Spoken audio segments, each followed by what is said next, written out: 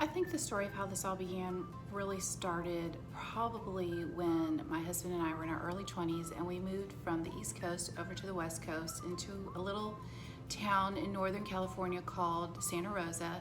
It was about an hour north of the Bay Area, and I had an aunt there that I'd only met once or twice when I was a kid. So we got together and we got along pretty well, and she was an avid sewer and quilter. Well, I guess it was in the blood, because when she taught it to me, I picked it up just very quickly.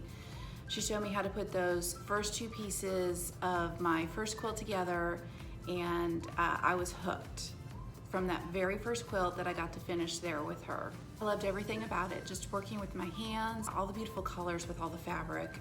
We loved going quilt shopping together, and at the time in Northern California, quilt shops were coming up everywhere. And I learned so much about color and how color worked together, and that really was my lessons that would help me later on with designing my own creations from all those other avid quilters and teachers out there. They were passing along their knowledge to me.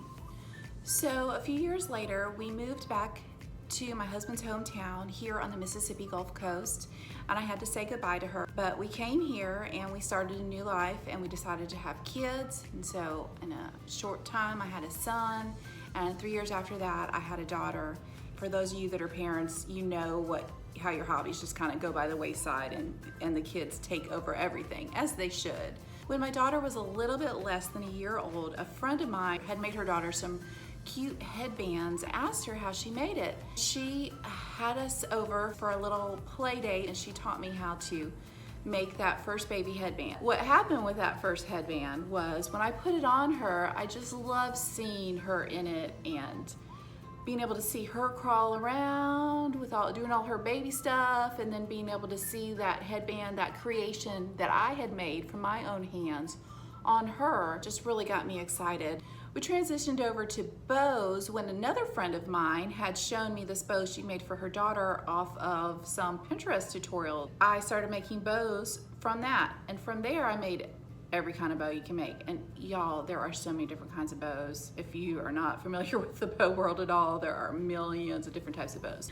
And the one I finally settled on that I really like the most are the classic boutique bow, which is our signature bow now, the one that we really pride ourselves on, and I feel like we do really well. I was able to perfect that shape, the technique, and the ribbon length for making them to be exactly what they needed to be, to have that perfect shape, to look really good, just stay looking good on their head. Of course, I was staying at home at the time with my children, and so things were getting a little bit tight, and I was starting to look for some other ways to bring in money while working at home. People around town started asking me where I was getting my daughter's bows, so it just was an opportunity that just presented itself, and I'm very thankful for that.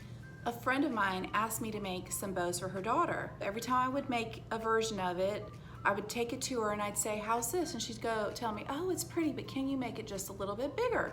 Well, after doing this about 3 or 4 times when it was ginormous, in my opinion, because my daughter was really little at the time, she said, "That's perfect." And that's the story of how we got our name, Southern Belles Like Big Bows. I originally began selling on Facebook, and people kept sending me pictures of all these bows that they found on Etsy, and they wanted to know if I could make those bows. I thought, I need to get on Etsy. Everybody's on Etsy looking for bows. Very shortly after that, I got on Etsy, and I also have a space in a historic building with our retail shop and our studio. We opened that up and we started selling, and that was on April 1st, April Fool's Day of 2014. And of course now we have our website too, sblbb.com, if y'all haven't already been there. And we have recently expanded to selling wholesale as well. So there's a lot of different places that you can find us. But the best place to go if you really want to support us as a small business is definitely our website.